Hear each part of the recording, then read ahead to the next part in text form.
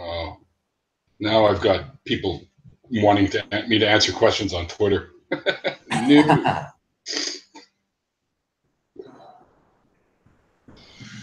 Well, we're live. Hey, everybody. Sorry, I know the lighting sucks, but it's the best I can do for now. Welcome again, my fellow unbelievers. And today we are talking to the Bible Belt Atheist. And basically, Mr. Bible Belt Atheist, what I want to know is your deconversion story, as you know.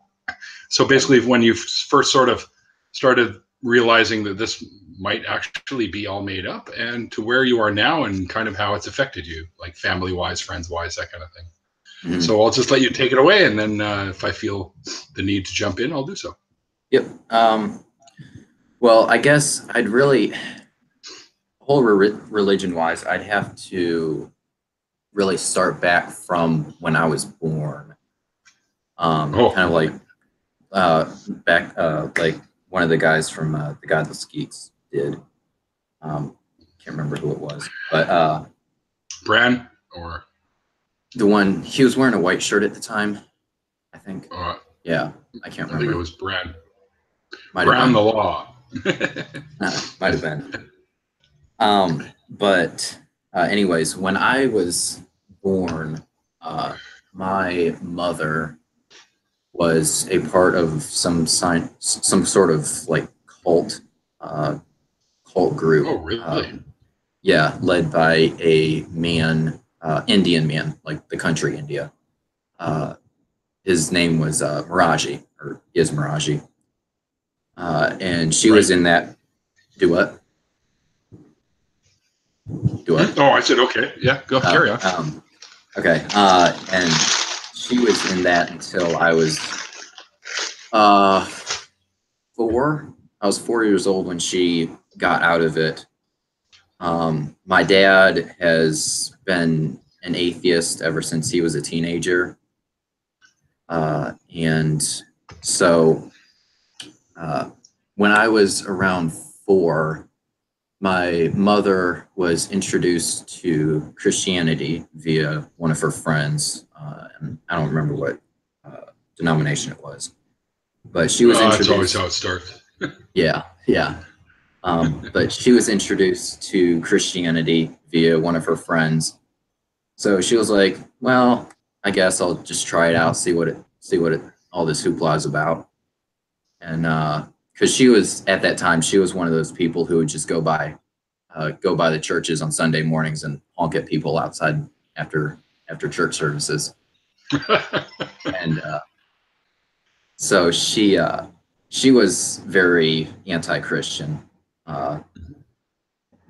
So she went to see what all the hoopla was about, like I said, and so she went once, and then she went again and again and again and again, and then after a few months, both of us ended up becoming Christians. Since I was 4 years old, I didn't really know the difference. Right. So we ended up becoming Christians, and then when I was 5. We ended up moving to a city that's about a 45 minute drive from where we lived. And ended up starting to go to 3 different denomination churches out there.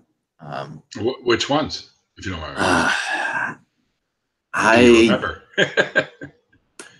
I believe one of them was an Episcopal church, but I don't know if that's correct or not.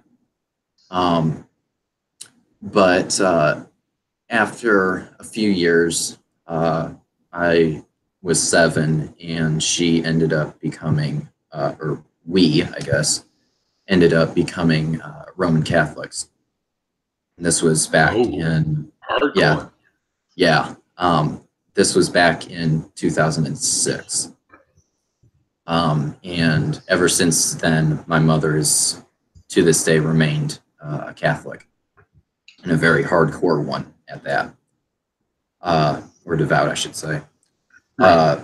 But anyways, I went into faith formation, which is the Catholic version of Sunday school, and I went to that all the time. every week. Ended up around, I believe I was 10, I became an altar boy, altar server, whatever you want to say. And did that for about a year and a half.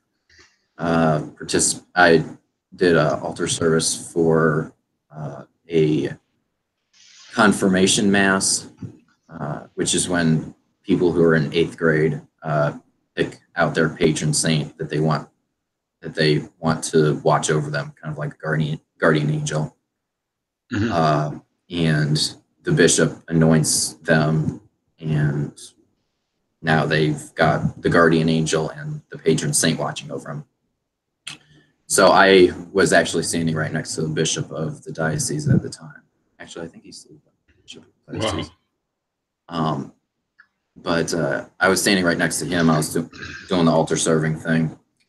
And I'm going to skip ahead a few years, but when I was, I believe, 13. 13? Yeah, I was in 7th grade. So I was 13. And I started to have questions about the validity of the church and the church's dogmas. Mm-hmm. And so from the time that, I guess it was probably a couple months into my 13th year of life, so to speak, I started on about 6 to 8 month period of confusion between agnosticism, polytheism, and atheism. And you can obviously see which one I ended up sticking with. Yeah. And I know there's probably people in the comments that are watching and wondering about polytheism. Polytheism, the way that I was a polytheist, I wasn't really a polytheist in the way of Greek or Roman mythology. I was more of a polytheist in the way of Native American polytheism. Like sure. with this, sure. Yeah, like with all the spirits of nature and all that. So like I said, agnosticism, polytheism, and atheism for about 6 to 8 months. And during that time, actually, no, it was shortly after that time, I ended up in a lot of personal conflict with my mother. Mm-hmm. And a lot of stuff that I don't really want to talk about on here because of it being so personal. Yeah. That's fine. Yeah, but when I will say though that when I was 14, I'd actually gotten so depressed because of not only the things that were going on at the time with my mother, but also things that had gone on in the past. Right. With my mother, because my mother and I have not had a very good relationship over my formative years, and we've only started to kind of bridge our reconciliation probably about a month and a half ago. Wow. Yeah. How long did that go on for? I would say probably ever since I was 3. Really? Actually, yeah, 3, around about there. Because when I was 3, my dad, for a very good reason, ended up walking out on both of us, my mother and I. Oh, you're kidding me. Yeah, and I mean, he had, in my eyes, he had a very good reason to walk out because my mother was a very mentally unstable person, very controlling, very manipulative. At the time, she had bouts of insanity, psychoseizures, and after my dad left, she ended up trying to commit suicide 3 times. Yeah, my mom was did it twice, so Yeah, or tried. go and try it. Yeah. So Um, yeah, I feel you there, man. yeah, but anyways, back to the present. Mhm. Or not really present, but because of, I can't remember if I even said this just now or not, but I'll just say it again if I didn't. But when I was 14, I got so depressed that I actually ended up becoming suicidal, homicidal, or having those kinds of thoughts. Wow. And yeah, I was extremely battling with depression really bad.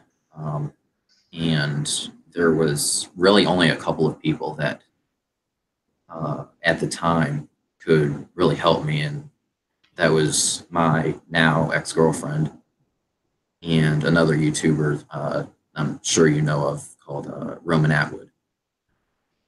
Yep. He, again, my now ex-girlfriend and him really just helped me out a lot with just staying here, not committing suicide or not trying to commit suicide. And so I got through that. And let's see, I was about, let's see, 16-ish. Yeah, 16. Yeah, 16. And just a lot of stuff kept on happening. My pawpaw, no, this, yeah, wait, yeah, 16. My pawpaw back in the end of June 27th of 2016, ended up passing away from lymphoma, which took him after about 3 months. Wow. Sorry to hear that, man. Yeah, from being diagnosed. And that was really hard for me. And that was actually the first time I'd ever seen my dad cry. Wow. And I ended up being the pallbearer at That's cool. at his funeral. But well, back on the religion stuff, my mother, when I started coming out to her, because I came out to my best friend, I think first. As an atheist. Yeah, as an atheist, the one that I had the story time with a few days ago. Okay, sure. Yeah, and I think he was the first one to know. And when I started to come out to my mother, I was a real jackass about it, because I had a lot of built up anger inside, because of past experiences with her. And So like pent up anger kind of thing. yeah, and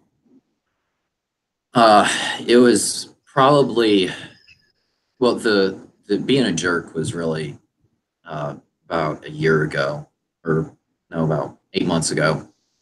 But when I was 15, or no, yeah, 15, uh, I started to become a real pain in the ass to get up to go to church, because I was not buying into the whole, whole Catholic dogma anymore. Mm-hmm. And I started to become a real pain in the ass, like I said, and ended up, was like, tell my mom, quit taking me to church, quit making me do all this stuff with going to church and praying and whatnot. And it ended up being about a year and a half later of me complaining, that she ended up leaving me home one Sunday morning, and I woke up about 10 minutes to 10, because 10 o'clock was when the mass was. Mhm. And I woke up about 10 minutes to 10, and I was like, okay, it must be like 8 o'clock in the morning because she hasn't woken me up yet. And then I looked over at my phone, and there I saw it was like 10 minutes to 10. And I was like, okay, this is really odd. Because in the Catholic Church, if you go to Mass on Saturday night, you can also fulfill your obligation for Sunday. So I figured that was what she had done. And Oh, so you thought she was actually still home too? yeah, I thought she was still home. So I got up and went over to her bedroom. She wasn't in bed. Went out to the living room and kitchen. She wasn't in there. Dog was laying on top of the couch. Um, and then I went out to the garage and opened the garage door. I was like, huh, her car isn't here. Holy fucking shit. She finally got the memo that I don't want to go to church anymore. It only took And a year. yeah, it only took a year and a half. Yeah. But yeah, that was something that was really, for lack of a better term, liberating for me. Yeah, Because I can imagine. because I finally was able to, be home and do my stuff, actually get in some extra hour, 2 hours of sleep from school before I had to go to school on Monday. Right. And I was really pleased with that. Sleep's important. Yeah. But the thing is, though, is that she's only made me go to church once since then. And that was the uh, New Year's Eve midnight mass for New Year's from 2016 to 17. Okay. And Why would she make you go to that? honestly, I have no idea. Maybe she She just knew I wanted did, company I guess, yeah. for the big one, Um, I guess. yeah, probably. So I was like, fuck it, fine. Um, and so I just put on my suit, put on a hat, put on a Boy Scout hat because I was in Boy Scouts at the time. And Nice.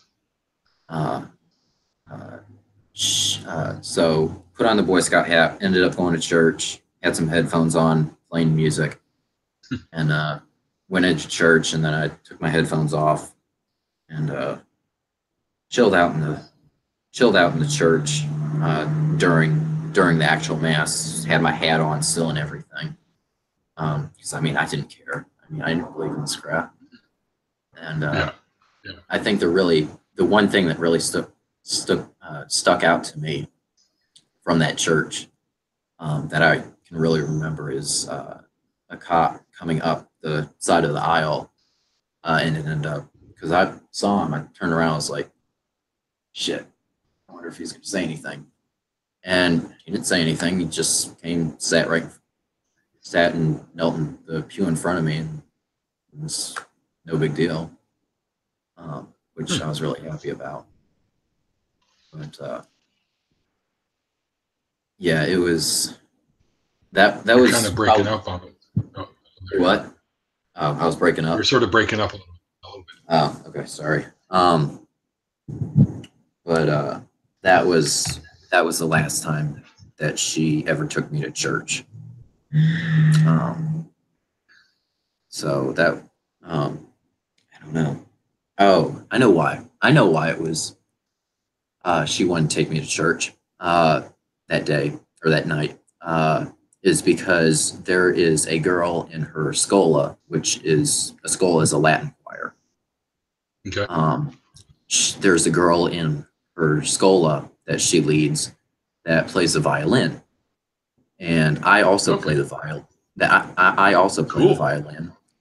So Very cool. I was about 2 or 3 years ahead of her, and my mom was just like, "Hey, you want to help her out with like the music, like being able to play it, tuning the violin and whatnot, because I can tune a violin by ear." And Wow. so that was the reason why I agreed to go to church. I remember now. I can tune a fish. Does that count? Maybe. Yeah, maybe. Maybe. It's okay. It's a bass or bass. A bass, bass, bass. You know what I mean? Whatever. Tomato. Bad humor. Anyway, sorry. Yeah, but yeah, that was really since then I've not gone to church since then. I did participate in a couple of youth group meetings.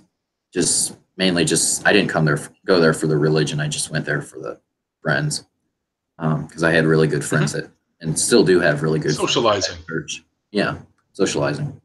Sure. One of which just recently died from cancer. Yeah, you were saying. But anyways, I went over there just chill out, socialize, play some dodgeball, and did that a couple of times.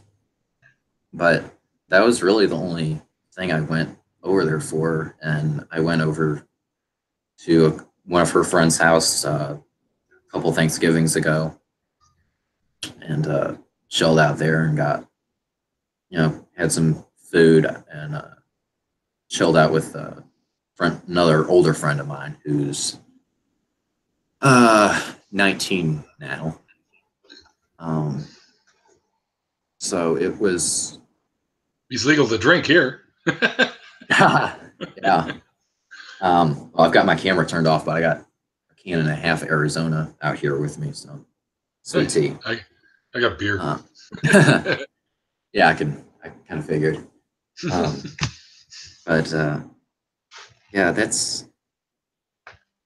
as far as the religion goes. I think that's really about it, unless you can think of anything else that you want to ask me, or if anybody else is asking questions in the comments. But yeah, if anyone has any questions, they feel free to ask them.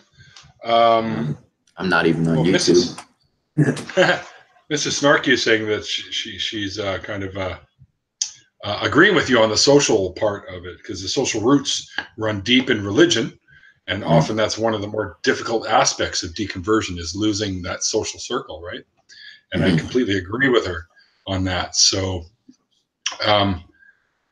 did you find when you finally came out, like, to your mom, how did she react to you about that?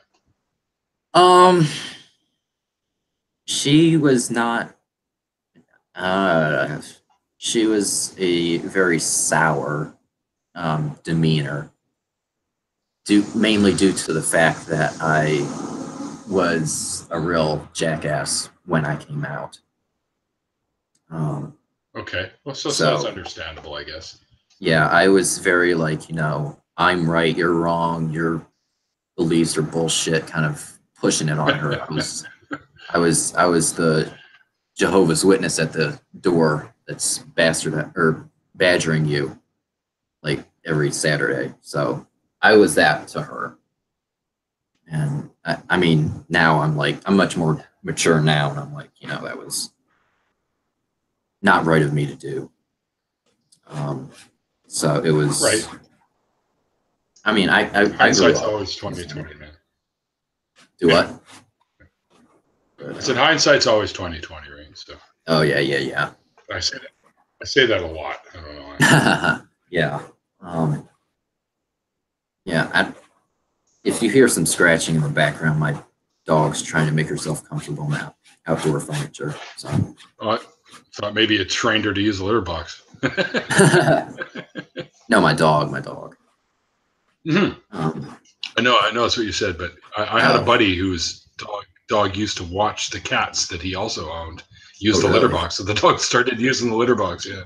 Oh, really? Wow. Of course, the cats are looking at the dog. Every time the dog goes in there, the cats are looking at him like, "What are you doing? You have outside." Yeah. That's strange, but interesting, I should say. Well, yeah. He'd leave one in there for them, and then he'd eat theirs. So go figure that one out. Yeah. No That's where my thanks. jacket went to. Dog steal it? No, I just found my jacket that I've left out here for a couple days I've been looking for. Oh. Because It's always in the last place you left it, just so you know. yeah. Because I just recently went up to Alaska with my grandpa to visit his brother up there. And we went up to a town in Alaska called North Pole, Alaska. And, got a jacket there. North Pole? Yeah, North Pole, Alaska. Did you see Santa at all? Or? No. I mean, there's a Christmas shop there, Christmas themed shop there, but oh, I wouldn't doubt that. Yeah, obviously. Take full advantage of that. Yeah. Yeah. So that was beautiful up there. Fun. Oh yeah, definitely. We went. We get a little bit here like that, but it's not as much snow here. Yeah. We went from August 1st through the 15th, so we kind of got it right at the end of summer, before the cold weather hit. Right. Yeah, but way up there, you can still see snow peaks and stuff, even in the snow. Oh yeah, definitely. We went by I can't remember the name of it, but we went by a huge glacier, going towards Seward. That was absolutely beautiful. I think I know the one you're talking about. Yeah, and the name's not coming to me either. There's a whole bunch up that way anyway, so. Yeah, it starts with an M. There's a cruise you can do actually going all the way up the coast and through Alaska. That's fantastic. I've never been on it myself, but my mom has, and she just raves about it. So. Yeah, we didn't end up going on a cruise. We stayed in my great uncle's truck. So, cool. Traveling wise. Fair enough. But yeah, that was. I think really. I think really the biggest highlight of the trip up there was going and climbing up Mount Healy, which is a mountain in the Denali National Park. It's I know the one. Yeah, it's Mount Healy Overlook Trail. It's 2.7 miles. Well, you're going up 1,700 feet in 2.7 miles. One way. So it's definitely a steep hike, but it's very beautiful at the top. Oh yeah, no doubt. I've not been up it, but I know the mountain. Yeah, it's so. Does your you said your uncle, right? Does he know that you're an atheist and stuff? Great uncle, yeah. He knows I'm an atheist. He's actually do what? Is he a believer? He's a believer of Miraji, actually. He's still with that, with him. So yeah. I mean, I don't really agree with things of Miraji, obviously, but there are a lot of things that I mean, there's, like every religion, there's pros and cons to every religion, but there's sure. But I mean, some of the dogmas of Miraji, I'm like, okay, I'll stick to atheism. Yeah. No thanks. I think anything that carries stuff like that, we just it's like obviously thanks, there's but no thanks. Some woo involved. Yeah, like thanks, but no thanks. But so. So when you went up to, did you fly to Alaska or did you drive up? No. We flew. We went from where we live to Seattle. We flew to Seattle. And then from Seattle, we went to Fairbanks. Okay. So well, next time you're in Seattle, wave. I might see you if you wave. Maybe. I'm a little far away, but yeah. I'm about an hour and a half away from Seattle. So. Oh, really? Nice. But yeah, that was Definitely a fun trip to be on. Did you guys do anything in Seattle, or was it too short of a wait, or No, we like just, I mean, the only place we went in Seattle was the airport. So, oh, okay. yeah, we just, yeah, just went through the airport. That's it. Okay. Went to if you ever fly out of Seattle, there's actually a really good restaurant. You might have had it in the Seattle International Airport called Anthony's. So nope, can't say I've been there.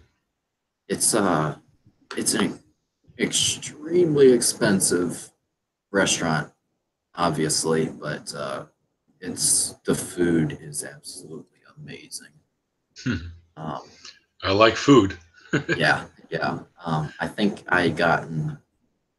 I didn't eat very much of it because I wasn't that hungry, but I had gotten the cod fish and chips there, and it was amazing. Plus, I mean, I didn't really eat that much because obviously I wasn't that hungry, and also because of jet lag, I was like tired, screwed up. So yeah, understood.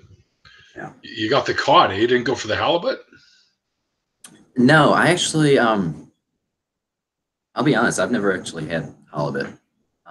Even when I was up even when I was up in Alaska, I never had it because I'm a huge fanatic of salmon. So I was like, get all the Alaskan salmon I can, just enjoy it.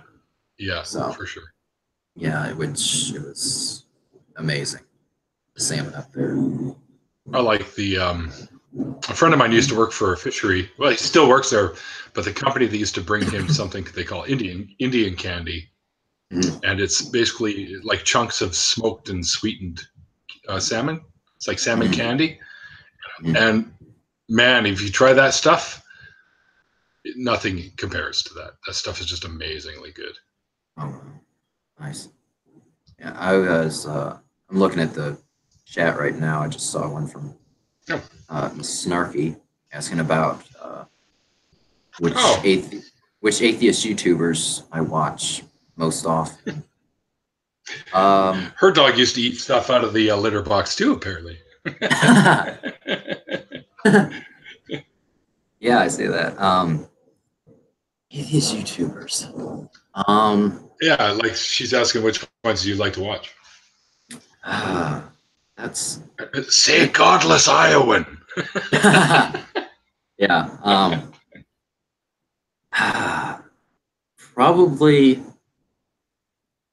Probably the one that I watch the most would be a tie between what's his name? Telltale. You're gonna have to narrow that question down. Telltale and Telltale's really good. Yeah, Telltale and Godless Cranium. I watch. Godless Cranium. Wow. Yeah. I don't know if you know this, but he's going to be on my show. Oh, really? He's coming on. He's agreed to come on. Yeah, he's agreed to come on. Let me just double check here. He'll be the 17th of September on a Monday. So yeah, he's going to come on and chat with me. Oh, nice. Yeah. Nice. I also managed to get. I'm not sure if you're familiar with the show like Atheist Experience that's called Talk Heathen. I saw him on Twitter, but I haven't seen their channel. They do a show just like Atheist Experience where believers or atheists phone in and they just chat or whatever, right? And Eric Murphy is one of the hosts, and he's going to be on my show as well. He's agreed to come on too on the 3rd of October. Oh, wow. Yeah. And I've got Shannon Q coming on as well on Wednesday, October 17th. And of course, Godless Iowan is another one of my personal favorites, is coming on October 10th. Nice. And there's a newcomer in our Twitter family. Her name is An Atheist with Her Nose in a Book. And she's already agreed to come on as well on the 6th of October. So I'm pretty excited. Oh, wow. And of course, Bad Temper Badger, who's in the chat, and Nadine Callan, who I think was in the chat. She might not be now. They're also going to be on my show as well. Badger, I'm really looking forward to because he cracks me up, man. Badger cracks me up. So. Yeah. And Unholy Mole is my next guest on Wednesday. So now you guys are all caught up on most of the guests that are coming up. Yeah, you've got quite a schedule. Yeah. Well, it took me a bit to get those slots filled, but as soon as the word started spreading, people were coming to me and go, "Hey, I'll come on." So it's actually kind of cool because I guess people are sharing these and others are seeing it, and some are actually quite interested in coming on, right? Which I think is great because I love talking to people about this kind of stuff. And speaking of which, let's get back to the matter at hand here. So what now that you became an atheist, how long did you stay like just merely an atheist before you decided to go somewhat of an activist, like getting involved with Twitter and stuff like that? Like what kind of led you to decide to do that?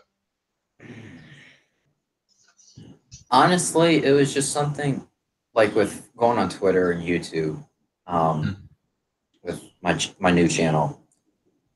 Very good channel, by the way, people. So go and sub to him right now. Oh, thanks. I wouldn't really. I'll be honest. I'm going to criticize myself. I don't really care for the past two intros. The last intro, the intro for my last video, was, I don't know if you saw it already, but it was the last one, maybe. Yeah. You had that one up when you were talking with your buddy, right? No, the okay, that's the last of your videos that I saw. So okay, the one that I put up yesterday. I have not seen that one yet.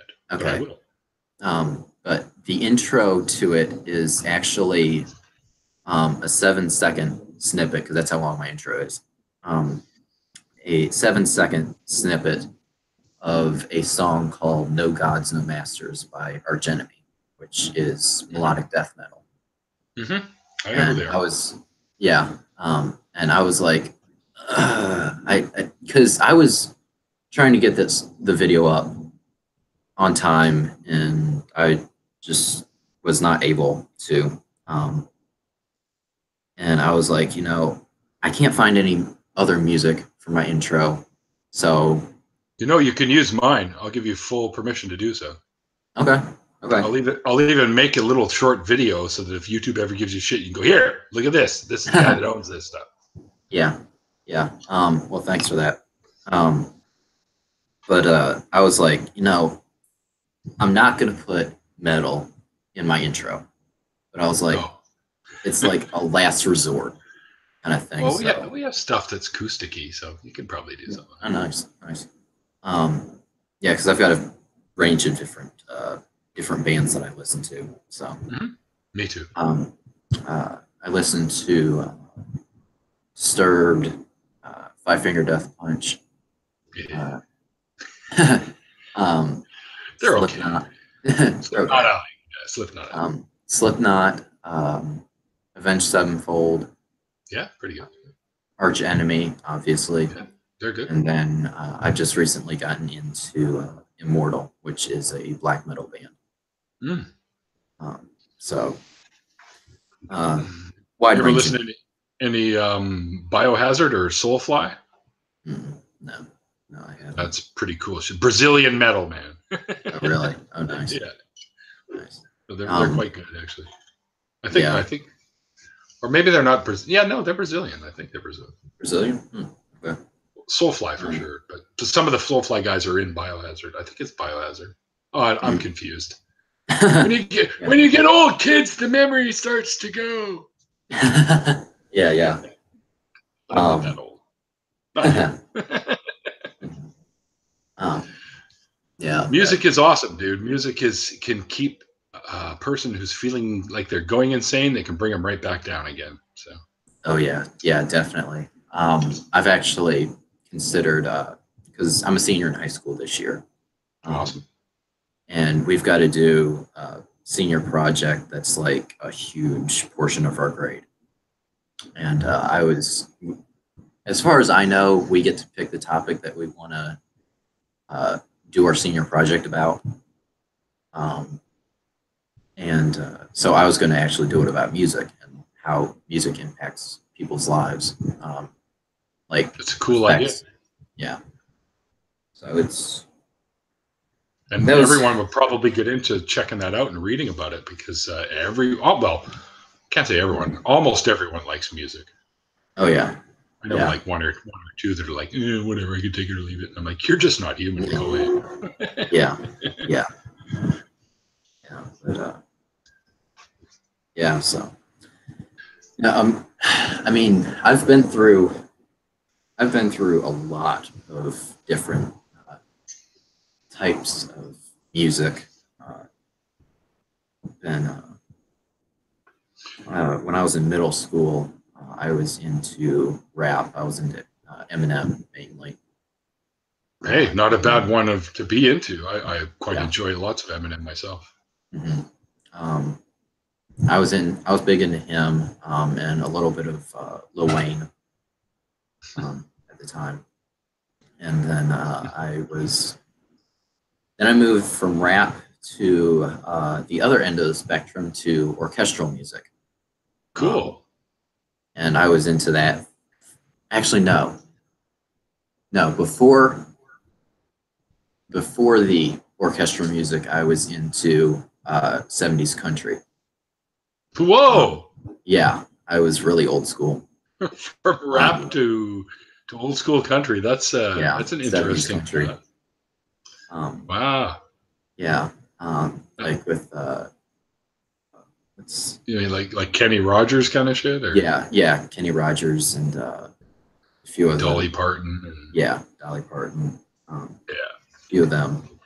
Or what's her name? Anyway, my mom used to listen to that stuff too during that time, so I'm well aware of it.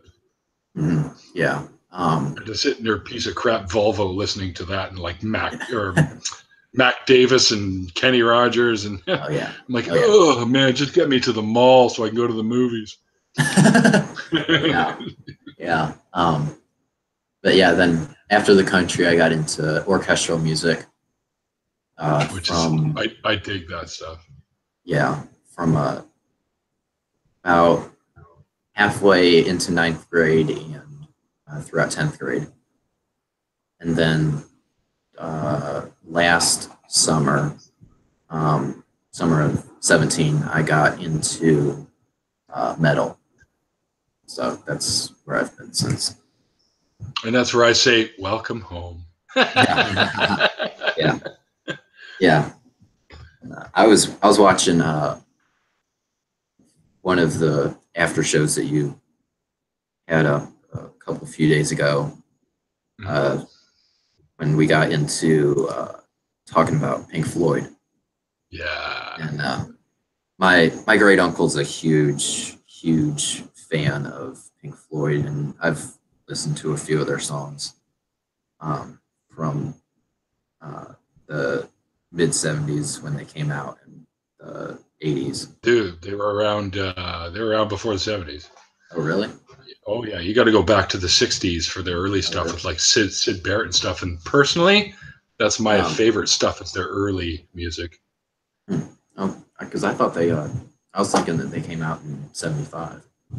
Oh, no. That's, I think, when they released Dark Side of the Moon, I think. And Wish You Were Here or something. One of the two. I can't remember which one's which. Or which was one. Anyone in the chat know when they released Dark Side of the Moon? Fuck you. I'll just look it up. Yeah. Yeah. So that probably was my confusion then. 73 it was released. 73? Okay. Yeah. And I think it was Wish You Were Here was 75. That's probably what I'm getting correct. Okay. Yeah. Or incorrect, I mean. Yeah. Wish You Were Here was 1975, yeah. So I just had them reversed, that's all. Yeah. Oh, yeah, and they go back further. There's like Metal and Animals, and there's tons of albums. And I just thought that the more inventive stuff was when they had Sid Barrett in the band before he went on the cuckoo side and then passed away. But yeah, some of it was really bizarre because especially when he was starting to lose his mind a little bit, thanks to the LSD. they got quite experimental, and some of it was like really hit and miss. Some of it was either really really cool or it was just like what. So, but I've always been a big Floyd fan ever since I first heard them, thanks to my Uncle David. So, oh, doggy's getting upset. Yeah, someone's been using my litter box. No, because we've got a screen down on one side of our closed-in porch, and the wind's blowing outside and it's going through the trees, and she's barking at the noise. Yeah. I have a question for you. Was there any music involved with your deconversion? Like, was there any artists that might have sang about stuff like this that sort of helped you along at all? Or because for me there was. This is why I asked, right? Yeah. I don't know. I don't think so. No. Okay. No, I think it was just my my curiosity. But another thing I just remembered that just popped into my head when you asked that.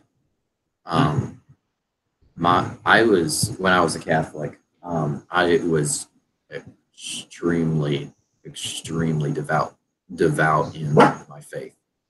Right. And I was so devout, in fact, that I was wanting to, when I got older, go into the seminary and become a priest. And then after many, many decades of being a priest and going up through the ranks of the clergy, and I dreamed of one day becoming pope.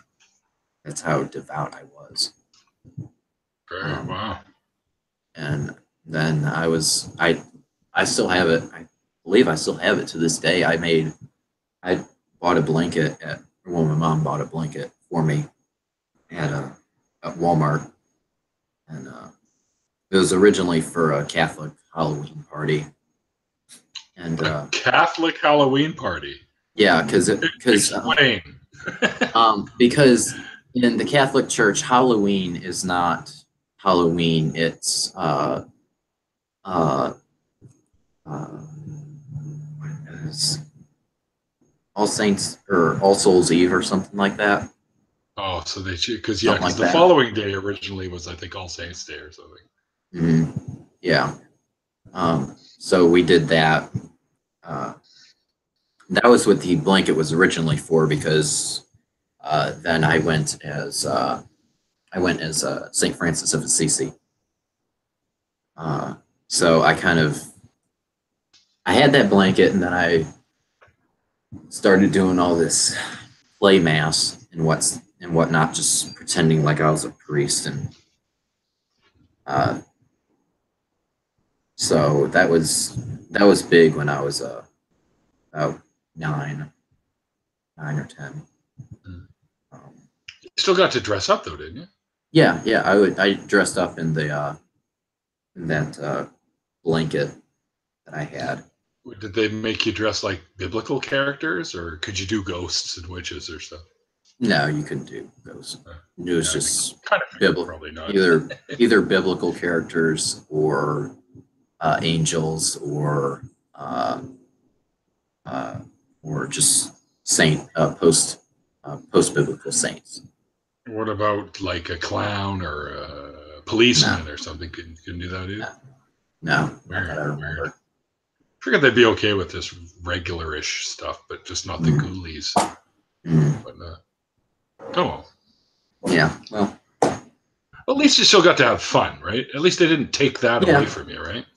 No, they didn't. We had Did you go trick-or-treating or no?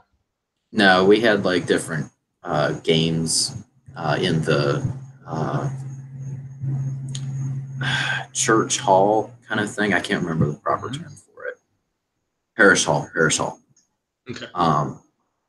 Had different games and activities in the parish hall. Sounds like fun. Yeah, it was a fun time. Growing up as a Jewish kid, when I was little, the Jewish dress-up time of year was called Purim, but it wasn't until the spring. So it's usually in March, April. And they did the same thing. They'd rent like a hall or something, and then they'd put all these little booths and games and things you could play. And when you left, you got a little loot bag kind of thing with treats and plastic spidery rings or whatever. Just random crap that kids probably play with for about 5 minutes and then throw out the window of the car as they're driving home. So, yeah, like I did all the time. Yeah. This is really cool, Mom. Whoops. I don't know what happened out the window. Yeah. I get those little things that my mom used to get me. I was a bad kid. Right? I was a misbehaving little shithead when I was. And in first grade, my mom had a deal with the teacher that if I behaved, I'd get a little gold star. And if I brought the gold star home, then I'd get a treat or a toy or something. And she always used to give me stupid shit, like those little things, that you could like throw at the wall and they stick and then they kind of slowly come down. Oh, yeah. Or these stupid little can looking things that you turn over and then you turn it back this way and it goes, like sounds like a cow or something stupid like that. Yeah. Like, hey, thanks, Mom. I behaved all day for this piece of shit. Thanks, Mom. Yeah. I'm going to go light it on fire in the backyard. Let's see how that Cut it open with a handsaw, see how it works. I used to build Lego cars just so I could stick a quarter stick of dynamite in them and blow them up. Don't ask me where I got the quarter stick of dynamite because I don't want to get my neighbor in trouble. Actually, he's long gone. He passed away a few years back. So yeah, he was a fisherman. They weren't actual dynamite. They were called seal bombs. But they might as well have been. They might as well have been like they're bigger than an M80, but not quite as big as the quarter stick. And they were fucking loud. There was less of an explosion, more noise. So, because that's basically what they were for, was to scare off seals when you're fishing, right? So yeah. they used to blow everything up with those things. Yeah. We even lived in an old piece of crap house way down at the end of this road when I was young, in my 20s, I guess. And I still had a bunch of them packed away. I found them. And this piece of crap house that they were going to tear down anyway. So we had a party. And people got really drunk, and we took all these little seal bomb quarter sticks and stuck them along the edge of the front balcony and blew it off the house. Oh, man. Nobody could get in afterwards. It was kind of funny. Well, we had to go round back or whatever. Yeah, but you don't want to do that because they had Rocky the Killer Rooster in the back there that would chase you all over the place. Yeah. Oh, man. Yeah. An interesting life I've had. Yeah, it was life before cell phone, so. Yeah, we had to amuse ourselves somehow, right? Yeah.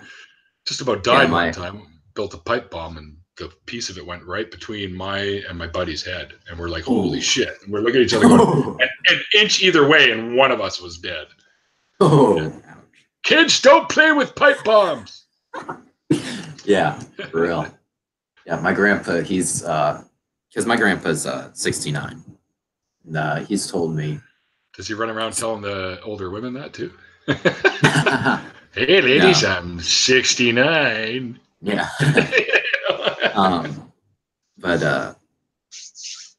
But he's told me stories of when he was in I want to say, well, at the time it was called junior high, but middle school. Yeah, we still have that here too. He went up to his elementary school, I think, and took a whole bunch of people's clothes and just threw the clothes all over the school building. And they knew who had done it, and they just called him up and just said, "Hey, you need to get these clothes off the elementary school." So. Then the school will be naked. Yeah, but that was one of the many stories that I've heard from both my grandpa and his brother.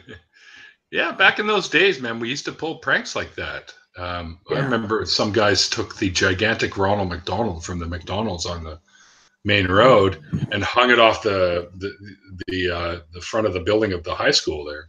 People went to school the next day and they're like, "What the fuck is that doing up there?" It's just like, holy crap. Yeah. We also took our old gym teacher who everybody hated. He drove a VW, and like 20 of us teenage kids picked this thing up, bring it out to the football field, and flipped it upside down. Yeah. And spun it. And everyone's just like, wow. And if we had cell phones, we could have got that on camera. Like, man, it blows my mind how many stupid things that we done that would have just gone viral. You know what I mean? Yeah, really.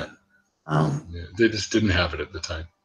Yeah, I know. My grandpa wasn't there for it when it happened, but another story that he's told me from when he was in high school. There was another student there, and they had a swimming pool in the middle of their high school, and they have designated days where the girls would swim one day and the boys would swim one day. Oh, no co-ed? Yeah, no co-ed, and go back and forth. And the thing is the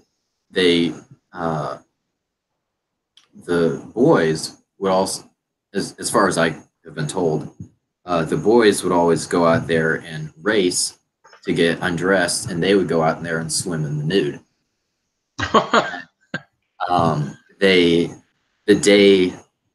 That day was the day that the girls were going to swim. And so a group of guys got together to have some fun with one of their friends, guy friends, and had a challenge to see who could get undressed, showered, and out to the swimming pool the quickest. And so this kid had got undressed and showered and sprinted out there. And unbeknownst to him, the guys full of girls.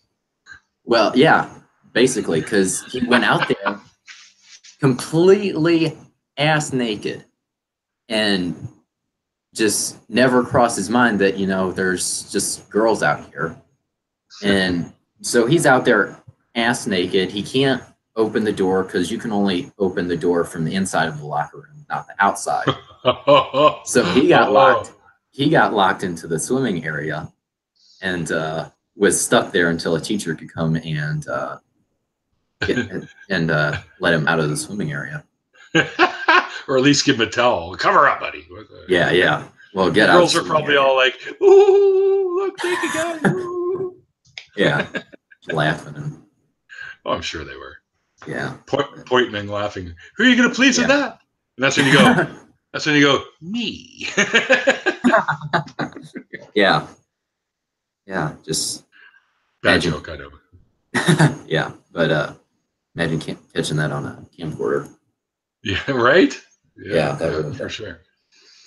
Well, you know what? That's true, because we had video cameras back then. They weren't. Well, of course, they were fucking Betamax and shit. So I mean, we're going way back, right? So yeah, but they were there. This was back in the late 60s, I think. Oh, they even had cameras then. They were really expensive, though. Yeah, they were. And they were still reels at that point. Mm-hmm. Yeah. I had one up until about 3 years ago, an antique one from I think it was 62 or 3, some old. And it was one of those handheld ones. The thing was probably like this fucking big with the real things on top that you just held. Mm-hmm. And it was heavy. I don't know how anyone could hold that thing for so long, right? Just to make a movie. Mm-hmm. It's silly. But anyway, they used to do it. Yeah. Yeah, but that was one story that he had told me. So. Yeah. Sounds like you had a great time growing up, man. It's always fun when you got those kinds of stories too. Yeah. And now you're able to tell, the next generation too, right? So. Yeah. That's how people stay alive. They stay alive in our memories by the stories we tell, right? Yeah, definitely. Yeah. Gotta stay alive. Gotta stay here somehow. Exactly. So. Well, my friend, we have hit the 5 o'clock hour. Would you be down for another hour or so for an after party? Yeah, why not? Yeah, sure. They're always fun. You get a few more voices in there. As long as these guys behave themselves. Yeah. I'll just say too, right quick, before you cut it off. If anybody's watching, if anybody's watching that's going to be in the after party and you want to ask me questions in the after party, then feel free to ask me. Yeah, that's a good idea. And Secular thinks that Betamax is going to be the next big thing. Well, maybe you might be thinking of Big Hero 6 with Baymax. Maybe everyone will have their own Baymax at some point. Mm-hmm. It's like one of my newest favorite movies too, by the way. Yeah, I haven't been a real cartoon person for what? quite a few years. Yeah, I'm not really a cartoon person. Oh, I love them. I fucking always loved them. Mm-hmm. I never grew out of them. Watched them from my childhood till my 50s, which is now, right? So yeah. And I still watch them. As a matter of fact, I just finished watching. There's a new one on Netflix called was it Dead Space or something? I don't know, but it's a new animation one. It's pretty funny. Oh, and of course Disenchanted, which is just another Simpsons type thing, right? Which is really, or Disenchantment or whatever it's called, which is very good. Anyway, so thank you very much for coming on and talking to me with this stuff. Yeah, definitely. It can be difficult sometimes, but I think that it's important that these stories are told, so there are people that might accidentally click on a video like this, might go, oh, and then, because they're on the fence. And then they hear a couple stories of how people were able to free themselves from it, and it might make it a little easier for them. And that's pretty much why I do what I do. Yeah. Help people free themselves from these dogmatic belief systems. So. All right. Well, thanks again, man. I very much enjoyed our chat. Yeah. I always like talking about music, so whenever we get a chance to throw that in there, it's always a bonus. Yeah, definitely. And definitely hearing some of the stories that your grandpa told you. It's just kind of reminded me of my old salad days. I don't know where that expression came from, but I use it so often. But anyway. Yeah. All right, guys. Thanks for watching. Did you have something else you want to say real quick? No, I was just gonna say if you wanted to send me the links for the after party. Oh, of course, you'll be the first one to get Twitter. I'm going to refresh my beverage, and then I'll be back. We'll be back probably within the next somewhere between 5-10 minutes, guys. So, anyone who would like to be involved in the after party, send me a DM or a quick note in the chat there, which I'll see before we get it going, and I'll send you links through Twitter. All right. Thanks again, Mr. Bible Belt Atheist, which I love the name. It's kind of wordy, but I love it. Yeah, definitely. It just says like Bible Belt Atheist, and people go, huh? Right. So what does that mean? Anyway, thanks again, man. Thanks for coming on and sharing your stuff. Definitely. Enjoyed it. And we'll see you in the after party. Yep. It's almost like saying we'll see you in the afterlife, but it's actually the after party. Yeah. Right. And again, guys, thanks for watching. It's always a pleasure. Shane, who's like fucking furniture around here now, he's always just here. I swear there's more than one of them, I swear, because every time I'm watching something, there's a Shane in there. I'm like, how's he in there too? Yeah. Anyway. All right, we are done. And remember, guys, it is called faith because it's not knowledge. Cheers.